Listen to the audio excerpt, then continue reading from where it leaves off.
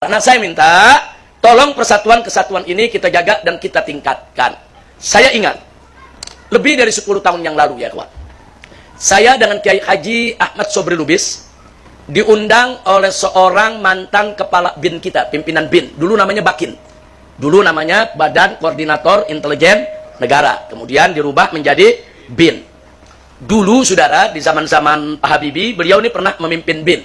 Seorang jenderal namanya Z.A. Maulani. Rahimahullahu rahmatan wasi'ah. Beliau seorang jenderal.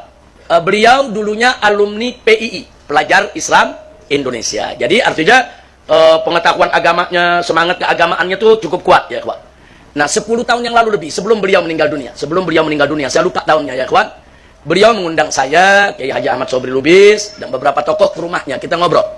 Beliau menyampaikan suatu amanat penting, bahkan kadang-kadang beliau sampaikan secara perorangan, kadang-kadang beliau sampaikan di forum-forum terbatas. Di mana yang beliau sampaikan, karena beliau mantan pimpinan Badan Intelijen Indonesia, saudara, beliau jadi tahu politik global. Di antara yang beliau sampaikan kepada kami, para habaib, para kiai, tolong waspada, kata beliau ini, bahwa kami menemukan dokumen, ada bocoran dokumen intelijen internasional yang valid dan bisa dipertanggungjawabkan, bahwa Indonesia ini di kemudian hari akan dipecah menjadi beberapa negara. Bisa menjadi 5 negara, bisa menjadi 7 negara, bisa menjadi 9 negara. Jadi bisa nanti ada negara Aceh, negara Sumatera, negara Jawa, negara Pasundan, saudara, negara Borneo, Kalimantan, negara Maluku, saudara, negara Irian, dan lain sebagainya.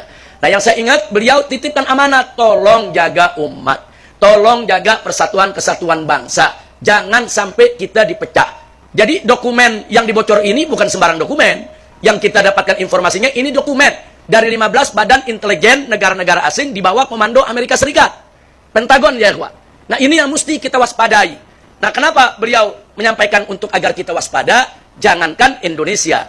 Dulu Uni Soviet itu negara besar. Negara kuat, saudara. Bahkan bala tentaranya, personilnya jutaan. Punya nuklir, punya senjata super canggih. Tentaranya serba terlatih, saudara. Tapi begitu dipecah, saudara, oleh Amerika dan sekutunya, pecah menjadi negara-negara kecil ya kawan. Ada Rusia, ada Ukraina, saudara. Kemudian ada Uzbekistan, Turkistan, dan lain sebagainya, saudara. Pecah. Artinya apa? Kalau kita bicara secara fisik ya, ini kita bicara fisik. Kalau Soviet saja negara yang begitu kuat, saudara, bisa dipecah, apalagi Indonesia. Indonesia, bukan kita kecilkan kekuatan Indonesia, karena memang kalau dibandingkan dengan Uni Soviet, bala tentara kita aja nggak seberapa.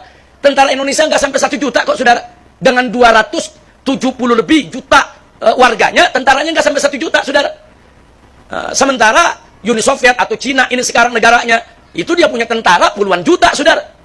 Nah, jadi artinya apa? Negara model Uni Soviet saja, yang gagah, hebat, kaya, punya persenjataan canggih, bisa dipecah kok. Jadi sekian negara. Apalagi Indonesia. Makanya kadang-kadang dunia terheran-heran, kenapa Indonesia belum pecah juga?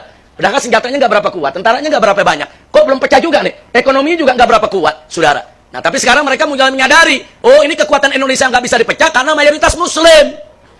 Dari Sabang sampai Merauke, Muslimnya bersatu. Darah Indonesia mereka itu tuh sudah berurat, berakar dalam dirinya. Jadi mereka nggak sebut lagi saya Jawa, saya Sunda, saya Madura, saya Padang. Nggak, kami Indonesia.